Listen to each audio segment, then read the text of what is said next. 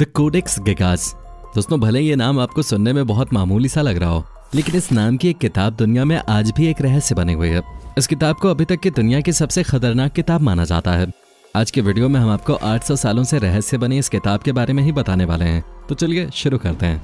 दोस्तों, इस किताब को लेकर कई थियरीज हैं, जिनमें से कुछ सबसे ज्यादा फेमस थियरीज हैं। सबसे पहले हम आपको उनके बारे में बताते हैं। दोस्तों, इस किताब को शैतानों की सबसे बड़ी किताब माना जाता है। जितने भी नर्क के देवता हैं, उनकी ये सबसे पसंदीदा किताब है। कहते हैं कि जिस शख्स ने भी इस किताब को अपने पास रखा, उसका दिमागी संतुलन खराब हो गया, वो पागल हो गया या फिर उसकी जान चली गई। अब दोस्तों, आप जानना चाहेंगे कि ये किताब आखिर आई कहाँ से, या फिर इसे लिखा किसने, और ये किताब आखिर एक शैतानी किताब कैसे बन गई। चलिए दोस्तों, अब आपको इस किताब के बारे में ये सभी जानकारी देते हैं। दोस्तों, जब इस किताब पर कई बड़े शोधकर्ताओं ने शोध की, तो उन्होंने पाया कि ये कोई आम किताब नहीं है। इस किताब का साइज नॉर्मल किताबों से कई गुना ज्यादा बड़ा है। ये 92 सेंटीमीटर लंबी, 50 सेंटीमीटर चौड़ी और 22 सेंटीमीटर मोटी है। इस किताब में कुल 310 पेजेस हैं। शोधकर्ताओं ने जांच के दौरान बताया कि इस किताब के सभी पेजेस कागज के नहीं, बल्कि गधे के चमड़े से बने हुए हैं। जी, आपको बता दें, इस किताब को बनाने के लिए तकरीबन 160 गधों को मौत के घाट उतारा गया था, और गधे के चमड़े का इस्तेमाल किए जाने की वजह से इस किताब का वजन 75 किलो हो गया था। इतना भारी होने की वजह से इस किताब को कोई अकेला शख्स नहीं उठा पाता है। इसकी वजह से इसे 2 लोग एक साथ उठाते हैं।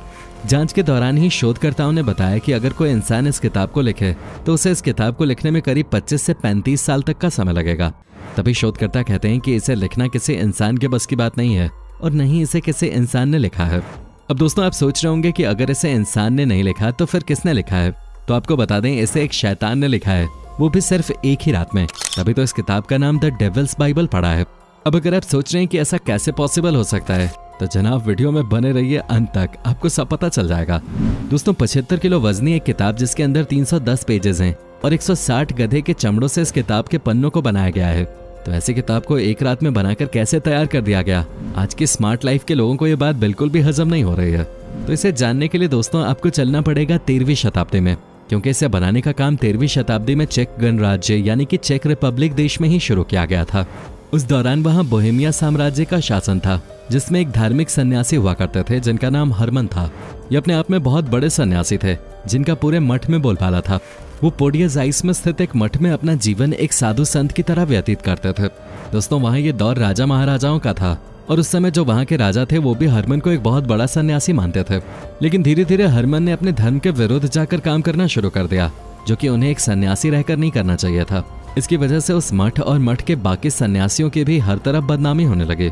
जब ये बात सन्यासियों के सबसे बड़े मुखिया के पास पहुंची, तो उन्होंने इसकी जांच करवाई, जिस जांच में हरमन स्पष्ट रूप से दोषी पाया गया। जिसके बाद इस बात को राजा के आगे भी रखा गया।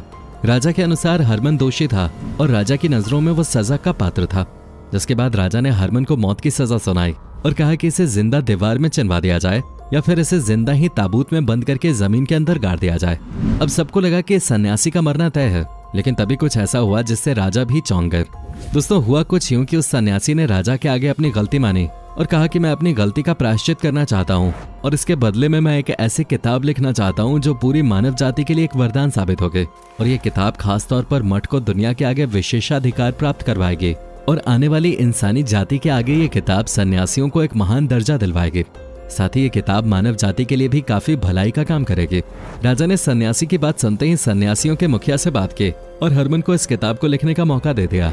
लेकिन इसके साथ ही राजा ने एक शर्त भी रखी, और उस शर्त के अनुसार राजा ने हरमन से कहा कि इस किताब को तुम्हें एक रात में ही लिखना होगा। अगर तुम ऐसा करने में सफल हो जाते हो, तो सुबह हम तुम्हारे मृत्यु दंड को माफ कर देंगे। लेकिन अगर तुम इस कार्य में सफल नहीं हो पाते हो, तो अगले दिन तुम्हारी मौत निश्चित है। हरमन राजा के शर्त को मान जाता है और कहता है कि ठीक है, मैं एक ही रात में इस किताब को पूरा लिखूंगा।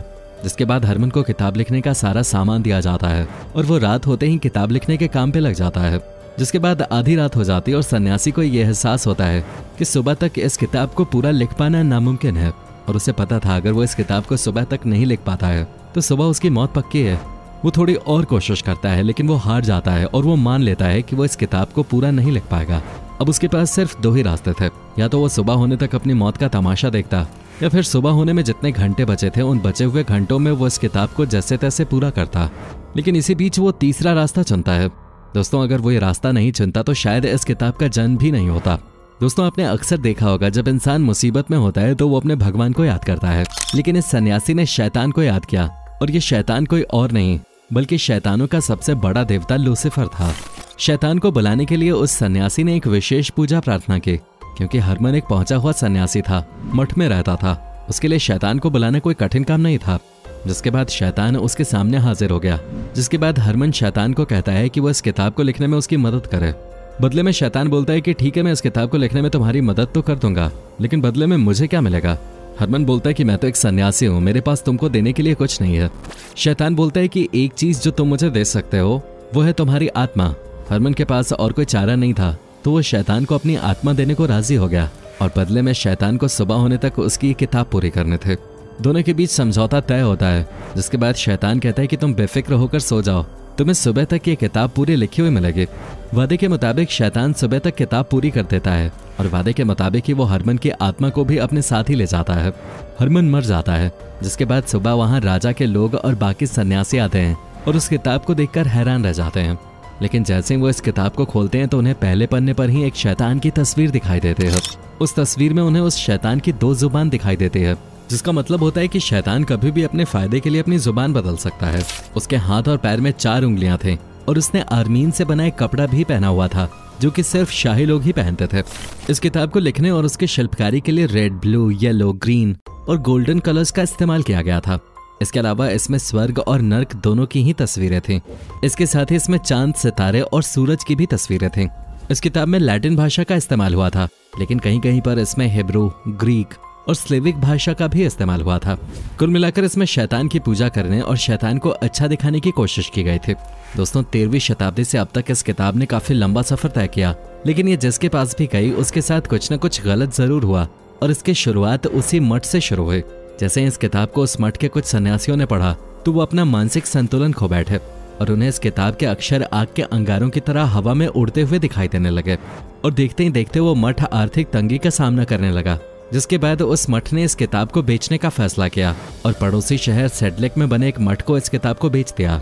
जैसे ये किताब वहां पहुंची, उस मठ में एक भयंकर महामारी फैली, जिसकी वजह से हजारों लोगों की मौत हो गई।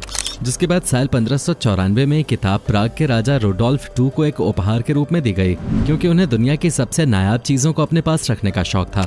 लेकिन इस किताब के आते ही उनकी कुछ सालों के अंदर ही मौत हो गई। जिसके बाद 1648 में स्वीडिश सेना ने प्राग पर हमला किया और वो इस किताब को वहां से अपने साथ ले गए। जिसके बाद इसे स्वीडन की महारानी क्वीन क्रिस्टीना के आगे पेश किया गया।